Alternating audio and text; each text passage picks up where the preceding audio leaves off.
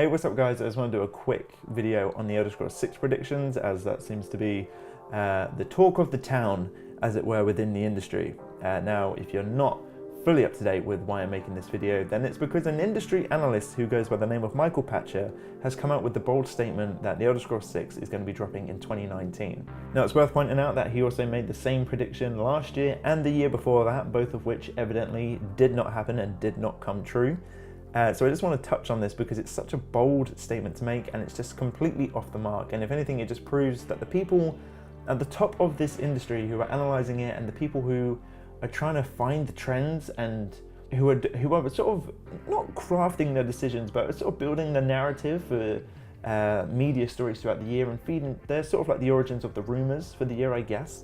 It just shows how off the mark they are because it's just mental. I mean, anybody who has a slight interest in gaming news would know that at E3 of 2018, back in June, Todd Howard came out at the Bethesda showcase and revealed the roadmap to what Bethesda were working towards. He revealed that they were working on 3 games at the time, one of which being Fallout 76, which released a few months after. I think it was around October time it released, and you know, we all know what happened there.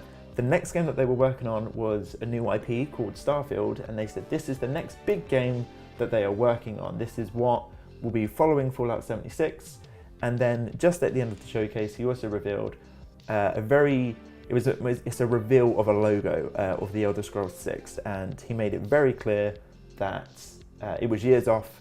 He even said at its current state, it's unplayable. So I would assume at that time, Todd Howard, it was more of a mic drop moment. This was, of course, back before when Bethesda still had that free pass that everybody gave them for their buggy games, and they could do no wrong before the 76 disaster. So just looking at this roadmap, I just want to dive into it just a little bit and make my own predictions, sort of an educated guess. So Fallout 76, we know that's done. That's probably going to be supported for the next year at least. Well, first of all, they need to get it into a state where it's stable. So that's going to be taking up the first 6 months of their time, which I'm sure has pushed back sort of their roadmap for that game. But I'm not here to hate on 76. I do that enough every other video.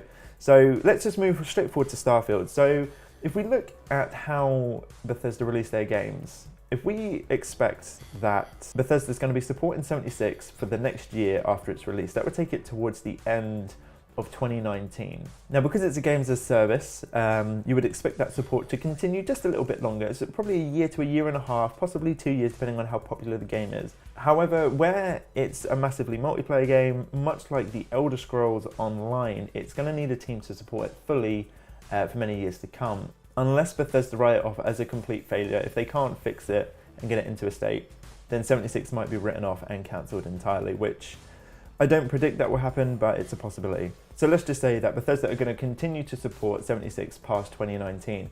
So if we look at the Starfield release, if we take an educated guess for when that would be, it would have to be right at the end of 2019 in the holiday season, so it doesn't bite into any of that Fallout 76 playtime, because nowadays, when a game is released, it's supported and game developers and companies want you to be playing that game for at least a year. We see this all the time with season passes and content updates.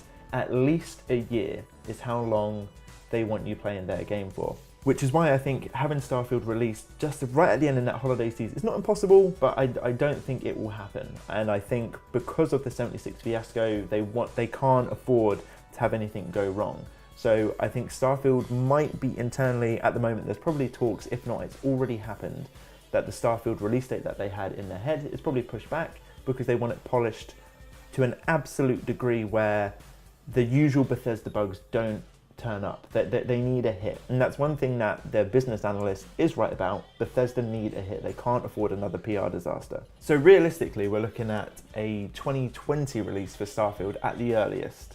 I would imagine, from like a business point of view and from a logic, like just thinking smartly, try not to fuck off your audience. Them aiming for a 2020 release with a very polished title of a brand new IP, that seems safe to me. That seems perfectly safe.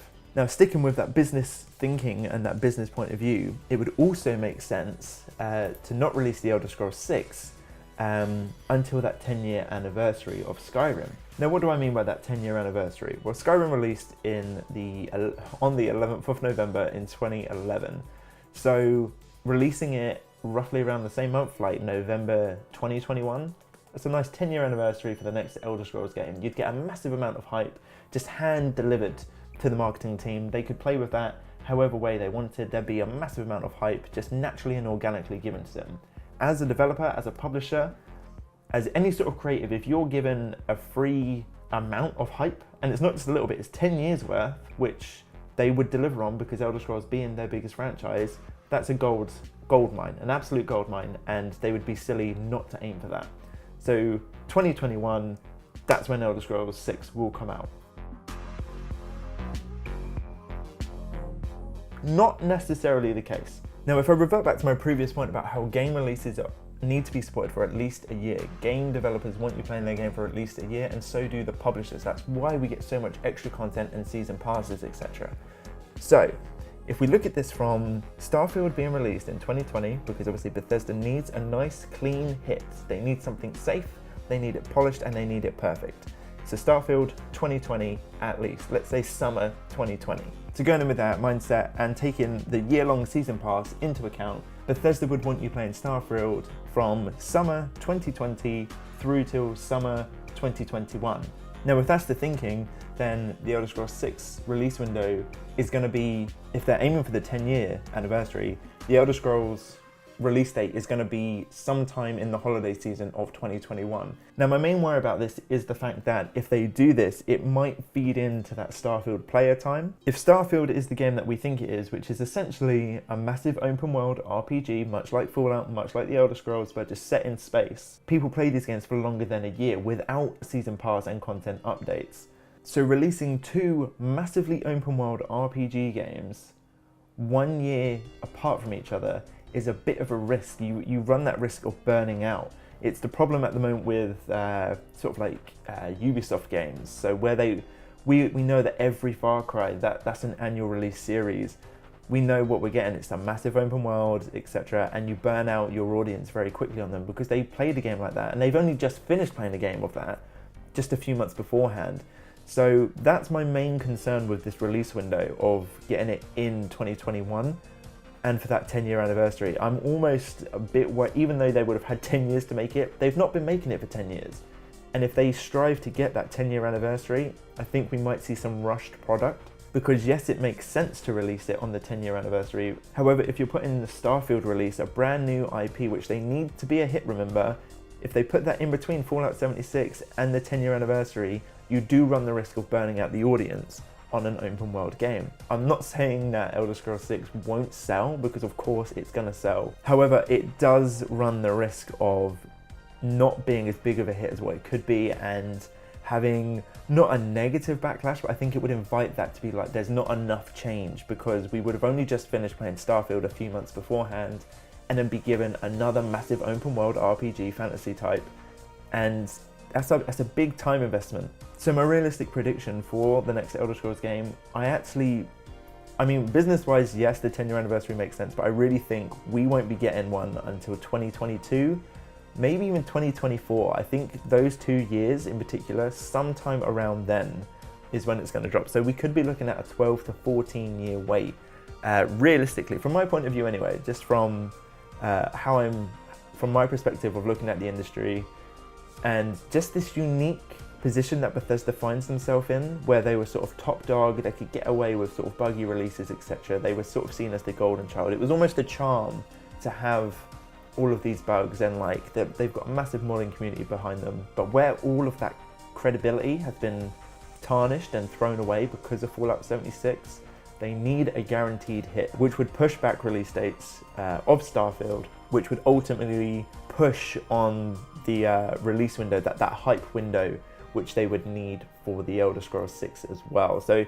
it's a very strange position for them to be in, and I know usually on this channel, if you're one of the 4 viewers that watches our weekly news show, then you might be surprised to see me sort of give Bethesda the benefit of the doubt here, but I think that's what they need. They absolutely need a hit with Starfield, so it makes sense to keep on just pushing things back. Let their game titles breathe, make sure Starfield is polished into the best state it could be. We might even be seeing, it might even be pushed back so far as to 2021 for Starfield. We don't know. Again, where we don't have a release date at this time, there's no way of telling. But just looking at the position that they're in, looking at industry trends, etc., and the way that Bethesda usually operate with their long periods in between releases, my honest prediction would be that they're gunning, or they were gunning for that 10-year anniversary. So don't expect Elder Scrolls until that 10-year anniversary in 2021. But realistically thinking, and taking into account Starfield's release and the fact that they need a hit,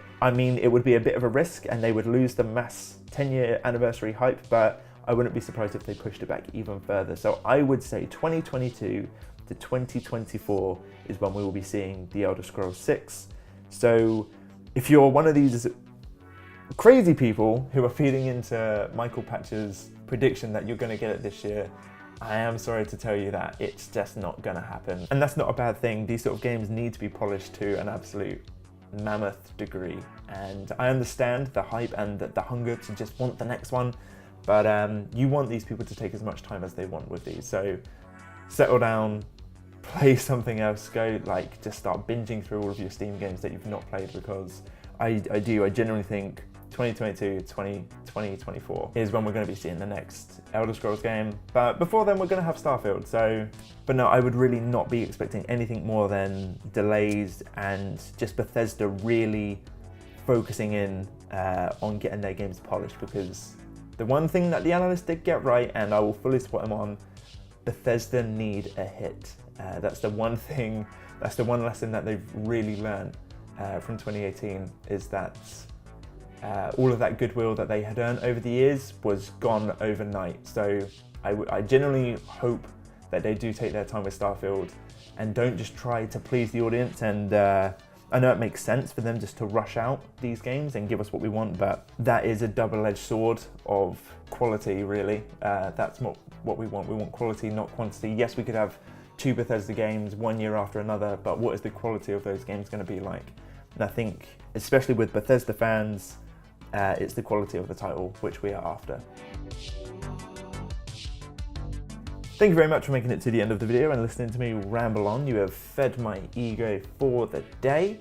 There are other videos on the channel, feel free to check them out. Some are like this, some aren't, and if you don't find me and my co-host too annoying after a few videos, then I don't know, maybe consider subscribing, and then that can be your good deed for the day, supporting a very, very, very small, tiny channel. If you do decide to stick around, then hopefully we will see you in the next video. Not sure when that will be, probably next week's news show. Who knows, you might be our 5th weekly viewer, so we will see you then.